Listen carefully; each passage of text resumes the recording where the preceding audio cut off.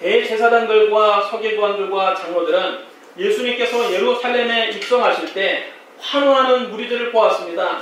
어린 나귀를 타고 예루살렘에 들어오시는 예수님을 위해 백성들은 겉옷을 벗어 길에 깔아드리고 종려나무 가지를 흔들며 노래를 불렀습니다.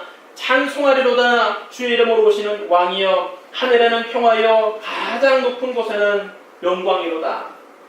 그것은 왕의 행차여 승리의 입성이었습니다. 또 이들 유대 종교 지도자들은 예수님께서 성전을 깨끗하게 하시는 모습도 보았습니다. 예수님께서 성전에 들어가셔서 성전 안에서 장사하는 사람들을 모두 다 쫓아내시고 돈 바꾸는 자들의 상을 뒤엎으시고 비둘기 파는 자들의 의자를 던져버리셨습니다. 그리고 말씀하셨습니다. 기록된 바 내 집은 기도하는 집이 되리라 하였거늘 너희는 강도의 소굴을 만들었도다. 성전에서 장사하는 사람들을 다 쫓아내신 후에 예수님께서는 날마다 성전에서 하나님 말씀을 가르치셨습니다. 예수님의 말씀은 서기관들의 그것과는 달랐습니다. 서기관들은 자기들도 율법을 잘 지키지 않으면서 백성들을 율법으로 정죄하고 때리기만 했습니다. 그들의 말씀을 듣다 보면 율법을 지키지 못한 데 대한 죄책감과 좌절감에 절망하게 되었습니다. 그리고 그 이중적인 잣대로 자기들만 의롭다고 주장하는 종교 지도자들에 대해 반발심이 생겼습니다. 그런데 예수님은 똑같이 구약 성경을 가지고 말씀을 전하시는데도 그 말씀 속에는 백성들의 등을 다독거려주는 위로가 있었습니다. 백성들의 마음을 울리는 은혜가 있었습니다. 그 말씀을 들을 때 하나님의 사랑이 느껴졌습니다. 상처 입은 영혼이 치유되었습니다. 예수님의 말씀을 듣다 보면 백성들 마음속에 소망이 생겼습니다. 마치 사막 한가운데서 시원한 생수를 마시는 것 같이 백성들의 마음을 치료해 주었습니다. 그들은 예수님 말씀 속에서 인생 문제의 해답을 얻었습니다. 그러니 예수님이 말씀하실 때는 항상 사람들이 인산인해로 모여들었습니다. 성전이 사람들로 가득 차서 발디딜 틈이 없을 정도였습니다. 대제사장들과 서기관들과 장로들은 예수님의 이런 모습을 쭉 지켜보면서 큰 위기감을 느끼게 되었습니다.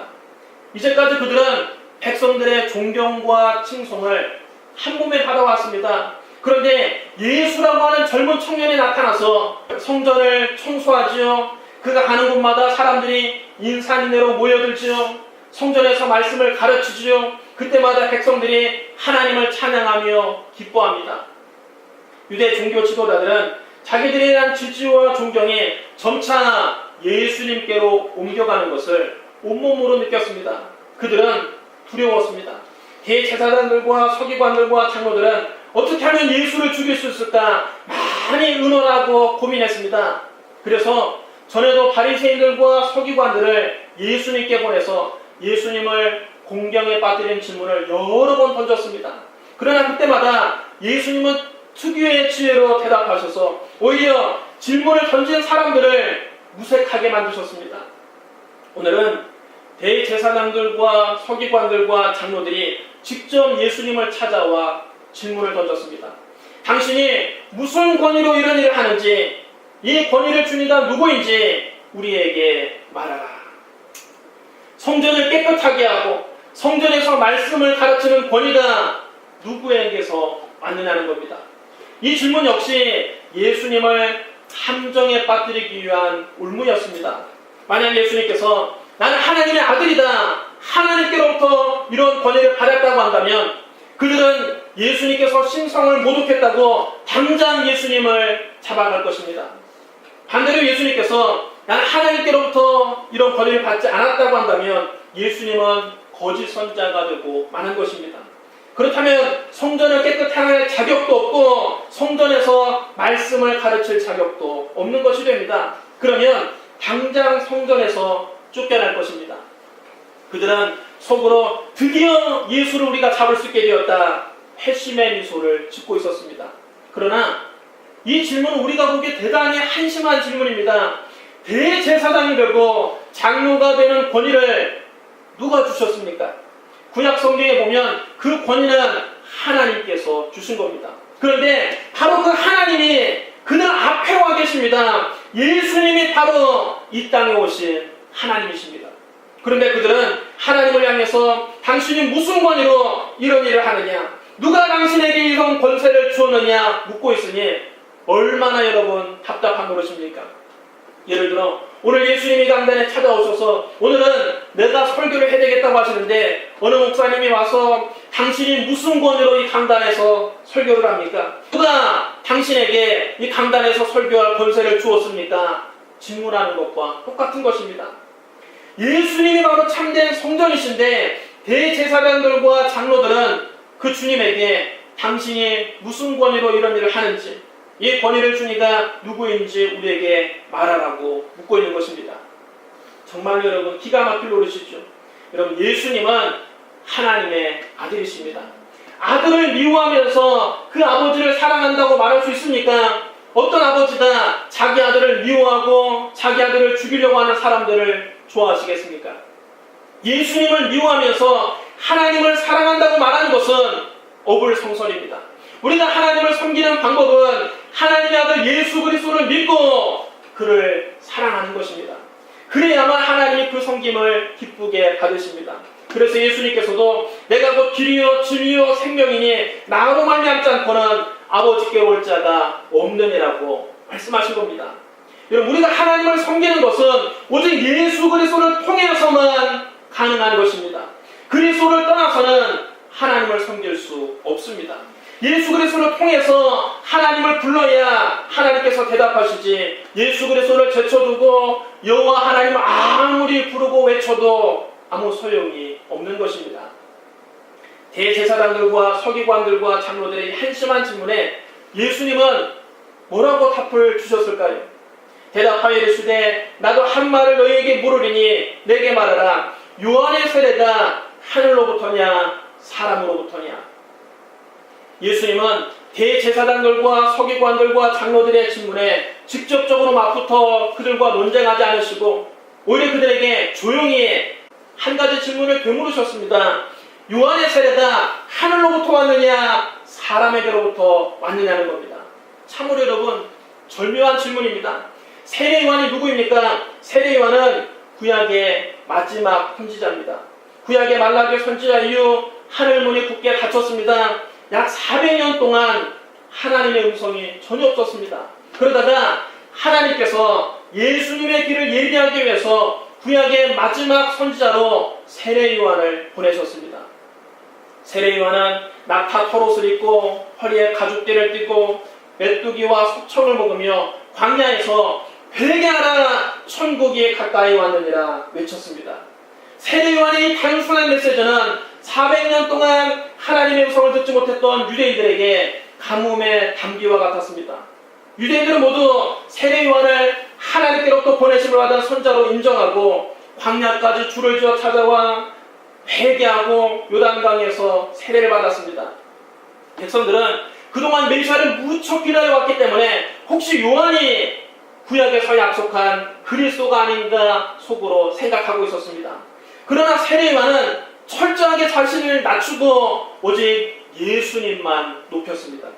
나는 물론 너에게 세례를 베풀거니와 나보다 능력이 많은 신이가 오시나니 나는 그의 신발끈을 풀기도 감당하지 못하겠노라. 그는 성령과 불로 너희에게 세례를 베푸실 것이요 손에 키를 들고 자기의 타작마당을 정하게 하사 알곡은 모아 곡간에 들이고 쭉정이는 꺼지지 않은 물에 태우시리라. 예수님께서 요단강에서 세례를 받으실 때 하늘이 열리고 성령이 비둘기같이 마시고 하늘로부터 장엄한 소리가 들렸습니다. 너는 내 사랑하는 아들이라. 내가 너를 기뻐하노라. 대제사장들과 서기관들과 장로들도 그 유명한 세례 요한은 모두 다 알고 있었기 때문에 그들은 예수님의 질문에 어떤 대답도 할 수 없었습니다. 요한의 세례가 하늘로부터 왔다고 하면 예수님은 반드시 그들에게 물으실 것입니다. 그런데 너희는 어찌하여 그를 믿지 아니하였느냐? 반대로 만약 요한의 세례가 사람에게서 왔다고 말한다면 그 자리에 있는 모든 백성들이 가만히 있지 않을 것입니다. 이스라엘 백성들은 모두 다 세례 요한이야말로 하늘에서 보낸 선지자라고 다 믿고 있었기 때문입니다. 만약 대제사장들과 서기관들과 장로들이 세례 요한을 부정하면 백성들이 가만히 있지 않고 들고 일어날 것입니다. 그들은 이렇게도 대답하지 못하고 저렇게도 대답할 수 없는 진퇴양난에 빠졌습니다. 예수님을 공경에 빠뜨리려고 찾아왔다가 오히려 자기들이 공경에 빠지고 말았습니다. 여기에서 잘못 대답했다가는 자기들이 그 자리에 있는 백성들에게 돌에 맞아 죽을지도 모릅니다. 조금 전까지 그토록 여유있게 회심의 미소를 짓고 있던 종교 지도자들은 이제 당황해서 어쩔 바를 몰랐습니다. 그럼 이런 것을 두고 우문현답이라고 합니다. 대제사장들과 서기관들과 장로들의 어리석은 질문에 예수님께서 현명한 대답을 내놓으신 겁니다. 그들은 서로 머리를 맞대고 궁리해 보았지만 아무래도 예수님의 질문에 자신있게 대답할 수 없었습니다. 조금 전까지 그렇게 큰 소리를 치던 종교 지도자들은 이제는 기어들어가는 목소리로 대답했습니다. 어디로부터 왔는지 알지 못하노라. 잔뜩 주눅이 든 그들의 대답을 듣고 예수님께서 호탕하게 웃으시며 말씀하셨습니다. 나도 무슨 권위로 이런 일을 하는지 너희에게 이르지 아니하리라. 보통 때 같으면 예수님이 이렇게 대답하면 그들이 난리를 쳤을 것입니다. 네가 어느 안전이라고 대제사장의 질문을 이렇게 무시하느냐 호통을 쳤겠지만 지금은 예수님께서 이렇게 대답하셔도 무언이었습니다. 예수님의 통쾌한 한판승입니다. 이번 논쟁에서도 대제사장들과 서기관들과 장로들은 본전도 찾지 못했습니다. 도리어 많은 백성들 앞에서 망신만 톡톡히 당하고 말았습니다. 여러분, 우리 여기에서 사람의 지혜로 하나님의 지혜를 이길 수 없다는 것을 분명히 알 수 있습니다. 사람이 여러분 어찌 예수님과 논쟁에서 이길 수 있겠습니까? 누가 감히 예수 그리스도의 지혜를 넘볼 수 있겠습니까? 예수님과 논쟁에서 이기려고 하는 것 자체가 어리석은 행동입니다. 예수님과 논쟁을 시도하는 것 자체가 참으로 어리석은 행동입니다. 오늘날에도 반기독교 세력들은 예수 그리스도를 부정하려고 별의별 논리를 다 갖다 대고 있지만 사실은 소용없는 짓입니다. 기독교는 어젯밤에 생긴 종교가 아닙니다. 지금 안티크리스천들이 쟁점으로 기독교를 공격하는 것들은 이미 2000년 교회사에 다 한 번씩 나왔던 것들입니다. 기독교는 지난 2000년 동안 수많은 이론과 수많은 공격을 다 이기고 검증을 받았습니다. 여러분, 기독교가 그렇게 쉽게 무너지지 않습니다. 쉽게 없어지지 않습니다. 많은 황제와 독재자들이 기독교를 없애려고 박해했지만 박해하면 박해할수록 기독교는 더욱 커졌습니다. 예루살렘에 대대적인 박해가 일어나자 그리스도인들은 온 유대와 사마리아로 흩어져서 거기에도 교회를 세웠습니다. 유대와 사마리아에도 박해가 일어나자 복음이 오히려 소아시아와 유럽으로 급속히 전파되고 그곳에 교회가 세워지게 됐습니다. 유럽의 많은 인본주의 지성과 석학들이 그리스도를 부정하고 이제 몇 년 못 가서 기독교는 없어질 것이라고 했지만 그리스도와 그의 교회들은 지금도 왕성해져 있습니다. 니체는 신은 죽었다고 선언했지만 그 말을 한 니체는 죽었어도 그리스도는 지금도 우리 가운데 살아계십니다. 그럼 여러분, 기독교를 너무 우습게 보지 마십시오. 기독교가 인간의 지식과 논리로 꺾어버릴 수 있을 만큼 그렇게 간단하지 않습니다. 왜냐하면 우리는 죽은 하나님이 남겨놓은 신학과 사상을 공부하는 것이 아니라 살아계신 하나님을 우리 삶 속에서 만나고 체험하기 때문인 것입니다. 겁쟁이였던 예수님의 제자들이 부활하신 주님을 만나고 성령 받고 난 다음에는 죽음도 두려워하지 않는 순교자가 된 것처럼 오늘날 우리도 어떤 사상이나 신학을 연구하는 것이 아니라 말씀과 성령 안에서 살아계신 주님을 우리 삶 속에서 체험해야 합니다. 살아계신 주님을 만난 사람은 어떤 논리에도 굽히지 않습니다. 아무리 저명한 학자가 신은 죽었다고 외쳐도 살아계신 하나님을 개인적으로 만난 사람에게는 그 말이 헛소리로밖에는 안 들리는 것입니다. 자기가 살면서 직접 하나님을 만났는데 직접 분명히 살아계신 하나님을 체험했는데 그 하나님이 없다고 말하니 그 말에 동조할 리가 있겠습니까? 그 사람이 살아계신 하나님을 논리적으로 신학적으로 설명을 못한다 할지라도 하나님을 만난 자신의 확신은 흔들리지 않는 것입니다. 또 살아계신 주님을 확실히 만난 사람은 어떤 시험과 고난이 와도 두렵지 않습니다. 시험과 고난 때문에 믿음이 흔들리지 않습니다. 십자가 고난 뒤에는 반드시 부활의 영광이 있다는 것을 체험한 사람이 시험과 시련 앞에서 쉽게 뒤로 물러가겠습니까? 어림없는 소리죠. 이 때문에 2000년 교회사에서 수없이 많은 황제와 독재자들이 기독교를 없애려고 탄압했지만 모두 다 실패했습니다. 많은 공산국가들이 기독교를 부정했지만 그 공산국가들은 역사 속으로 사라졌어도 기독교는 지금도 굳건합니다. 많은 학자와 지성들이 기독교를 논리적으로 공격했지만 그들의 이론은 벌써 다 뒤집히고 그들의 책들은 사람들에게 버림받았어도 하나님의 말씀은 지금까지 1.1도 변함없이 우리에게 전해져 오고 있습니다. 살아계신 하나님을 만난 사람들의 신앙은 무섭습니다. 그들은 죽음도 두려워하지 않았습니다. 그들은 부활을 믿는 사람이 죽음을 두려워하겠습니까? 순교를 두려워하지 않는 신앙이 바로 기독교입니다. 그럼 여러분, 어줍지 않은 인간의 논리로 그리스도를 부정하고 교회를 흔들려고 하지 마십시오. 그런 노력은 헛수고임이 역사가 증명하고 있습니다. 사람의 지혜는 하나님의 지혜 앞에서는 조족지혈입니다. 사람의 지혜라는 것은 하나님의 지혜에 비하면 새발의 피처럼 보잘것없는 겁니다. 우리 인간이 이 작은 머리로 하나님을 다 이해해보려고 해도 다 이해할 수 없습니다. 하나님을 상상해보려고 해도 상상할 수 없습니다. 하나님과 논쟁에서 이기려고 해도 절대로 이길 수 없는 겁니다.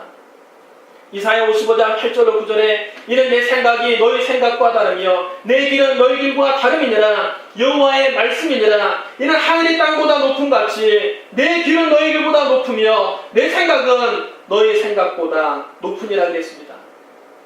인간이 어떻게 하나님과 싸워 이기려고 합니까? 피조물이 어찌 창조주와 논쟁하려고 합니까? 하나님과 싸워서는 지는 것이 이기는 것입니다. 야곱이 외삼촌 라반의 집에서 머슴살이 하다가 20년 만에 고향으로 돌아올 때입니다. 고향으로 돌아오는 야곱의 마음이 기쁘지만은 않았습니다. 왜냐하면 그가 형이 두려웠기 때문입니다. 그는 20년 전에 형을 속이고 아버지를 속이고 형 대신 장자의 축복을 가로채서 축복을 받고 난 다음에 형을 피해 도망쳤기 때문입니다. 고향에 있는 형 에서에게 종들을 먼저 보내봤는데 그들이 돌아와서 보고하기를 지금 형 에서가 400명의 군사를 이끌고 야곱을 치러 오고 있다는 것입니다. 그는 고민하다가 밤에 일어나 두 아내와 두 여종과 11아들을 인도해서 약복나루를 건너게 했습니다. 그의 소유도 다 그 강을 건너게 합니다. 그리고 야곱 혼자 강 이편에 홀로 남았습니다. 그때 갑자기 어떤 사람이 와서는 야곱을 붙들고 이 강을 건너가라고 합니다. 야곱은 죽어도 강 건널 수 없다고 말합니다. 그래서 서로 뒤엉켜서 엎치락 뒤치락 씨름을 했습니다. 밤새도록 씨름을 했지만 승부가 나지 않습니다. 그 사람이 날이 새도록 자기가 야곱을 이기지 못함을 보고 야곱의 허벅지 관절을 치매 야곱의 허벅지 관절이 어긋나 버렸습니다. 엉덩이와 허벅지를 연결해주는 고관절이 어긋났으니 야곱은 더 이상 싸우지 못하고 저만치 나가 떨어졌습니다. 야곱이 그 씨름에서 진 것입니다. 야곱은 자기가 씨름에서 지자 그 사람이 누구인지 짐작이 갔습니다. 야곱도 보통 장사가 아니거든요. 20년 동안 양을 치면서 들에서 생활했기 때문에 힘이 장사인데 자기가 그 사람을 이기지 못함을 보고 이분이 보통뿐이라는 것을 깨달았습니다. 그분은 바로 하나님이셨습니다. 그래서 그의 발목을 붙잡고 매달렸습니다. 당신이 내게 축복하지 않으면 가게 하지 아니하겠나이다. 네 이름이 무엇이냐? 야곱입니다. 그분이 야곱에게 말합니다. 네 이름을 다시는 야곱이라 부를 것이 아니요 이스라엘이라 부를 것이니 이는 네가 하나님과 및 사람들과 겨루어 이기었음이니라. 여러분, 야곱이 분명히 그 씨름에서 졌습니다.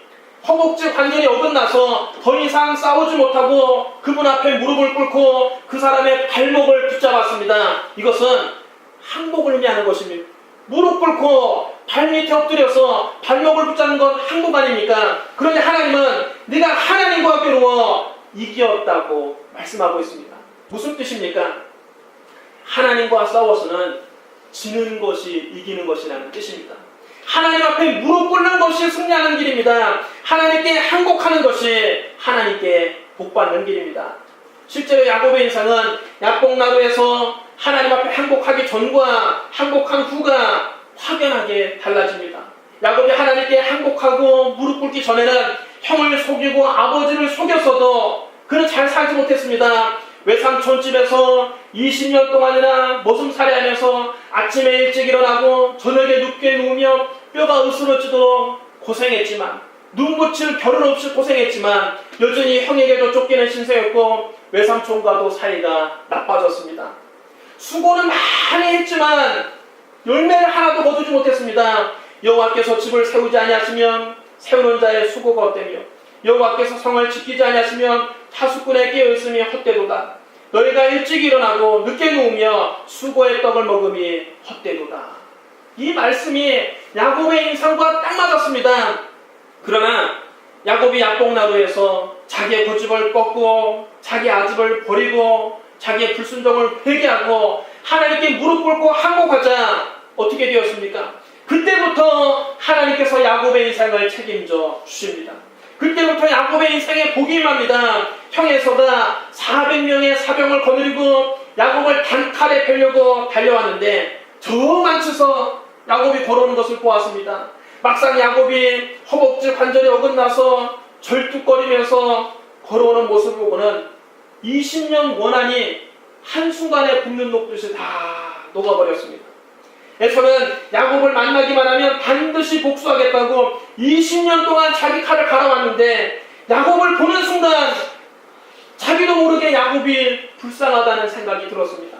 에서가 야곱에게 달려와 야곱의 목을 얼싸안았습니다. 그리고 말합니다. 못난 놈, 그래 네가 나를 속이고 아버지를 속이고 도망쳤으면 잘 먹고 잘 살아야지 왜 이 모양 이 꼴로 돌아왔느냐. 타인에서 얼마나 고생을 많이 했으면 다리까지 절개되었느냐. 얼마나 힘들었느냐 이놈아. 야곱이 형 앞에서 잘못을 구합니다. 형님, 제가 잘못했습니다. 아니다. 그런데 네가 데리고 온 이 사람들은 다 누구냐? 이들은 하나님께서 이 못난 아우에게 은혜로 주신 처자식들입니다. 여보, 얼른 형님께 인사를 드려야지. 얘들아, 어서 큰아버지에게 인사를 드려라. 그러면 내가 오는 길에 만난 그 가축대는 모두 다 웬 것이었느냐? 형님께 은혜를 입고 싶어서 제가 드리는 선물입니다. 아우야, 내게 있는 소유가 넉넉하니 네 소유는 다 네가 갖도록 해라. 형님, 제가 형님의 얼굴을 배운 즉 하나님의 얼굴을 본 것 같습니다. 자, 이제 갈 길을 서두르자. 내가 너의 앞잡이가 될 것이다. 여러분, 이거 보십시오. 야곱 20년 동안이나 풀지 못했던 형과의 관계가 하나님께 항복하자 순식간에 해결되었습니다. 야곱의 힘으로는 형의 원한을 풀 길이 없었습니다. 그러나 야곱이 하나님께 항복하고 하나님 앞에 무릎을 꿇자 하나님이 문제를 해결해 주신 것입니다. 야곱을 죽이려고 왔던 에서의 400명의 군사들은 야곱과 그 가족들을 호위하는 호위무사가 되었습니다. 여러분, 어떻게 이런 기적이 일어났습니까? 어떻게 이런 변화가 일어났습니까? 야곱이 하나님께 항복하자 하나님께서 이런 변화를 만들어 주신 것입니다. 잠언 16장 7절에 이런 말씀이 있습니다. 사람의 행위가 여호와를 기쁘시게 하면 그 사람의 원수라도 그로 더불어 화목하게 하시느니라. 그럼 여러분, 하나님과 싸워 이기려고 하지 마십시오. 인간의 고집으로 하나님을 꺾으려고 하지 마십시오. 하나님과 다투다가는 허벅지가 부러질 뿐입니다. 인간이 어떻게 하나님과 싸워 이길 수 있겠습니까? 하나님 앞에서는 내 고집을 꺾고 항복하는 것이 이기는 길입니다. 하나님께 항복하면 그때부터 하나님이 책임져 주십니다. 하나님께 무릎 꿇으면 그때부터 하나님께서 복을 내려 주시는 것입니다. 사랑하는 성도 여러분, 대제사장들과 서기관들과 장로들은 자기들 앞에 서 계신 예수님이 하나님이라는 것을 알아보지 못하고 예수님께 당신이 무슨 권위로 이런 일을 하는지, 이 권위를 주니까 누구인지 우리에게 말하라고 물었습니다. 무식하면 용감한 것입니다. 그들은 유대의 종교 지도자들로서 백성들에게 하나님의 말씀을 가르치는 사람들이었지만 정작 자기들은 영의 눈이 멀어서 그리스도를 알아보지 못한 것입니다. 그들은 예수님을 공경에 빠뜨리고 했으나 결국은 자신들이 공경에 빠지고 말았습니다. 사람이 하나님과 논쟁해서 이길 수는 없는 것입니다. 하나님의 지혜와 인간의 지혜는 차원이 다릅니다. 때로 우리도 하나님을 의심하고 하나님 말씀에 대항해서 논쟁할 때가 있습니다. 하나님 앞에서 내 고집을 꺾지 않을 때가 있습니다. 하나님 앞에서 내 주장을 끝까지 관철하려고 할 때가 있습니다. 그 싸움은 절대로 이길 수 없습니다. 대제사장들과 서기관들과 장로들처럼 망신만 당할 뿐입니다. 야곱처럼 허벅지가 부러질 뿐입니다. 하나님과 싸워서 이기는 길은 하나님께 무릎 꿇고 항복하는 길입니다. 하나님께 항복하면 인생이 행복해집니다. 빨리 항복하면 빨리 항복할수록 빨리 행복해집니다. 우리가 하나님께 행복하고 무릎 꿇으면 그때부터 하나님께서 우리의 인생을 책임져 주시는 것입니다. 그러면 이 시간 하나님 앞에서 나의 교만과 아집을 깨뜨리고 무릎으로 사는 그리스도인이 되시기를 주님의 이름으로 축원합니다. 우리 기도하겠습니다. 사랑이 많으시고 거룩하신 하나님 아버지, 우리는 이 작은 인간의 머리로 하나님과 싸워 이기려고 할 때가 많이 있었습니다. 나의 고집을 관철하려고 할 때가 많이 있었습니다. 나의 아집을 꺾지 않고 내 고집으로 하나님을 이기려 들려고 할 때가 많이 있었습니다. 아버지, 이 시간 우리의 고집을 꺾고 우리 아집을 버리고 하나님 앞에 무릎을 꿇습니다. 예수님 앞에 겸손히 무릎을 꿇습니다. 주의 말씀에 순종하기를 원합니다. 주님 뜻대로 우리의 삶을 인도하여 주시옵소서. 내 뜻에 하나님 뜻을 맞추려고 하지 않고 이제는 하나님 뜻에 내 뜻을 맞추며 살아가겠습니다. 주여 우리의 삶을 인도하여 주시옵소서. 예수님 이름으로 감사하며 기도드리옵나이다. 아멘.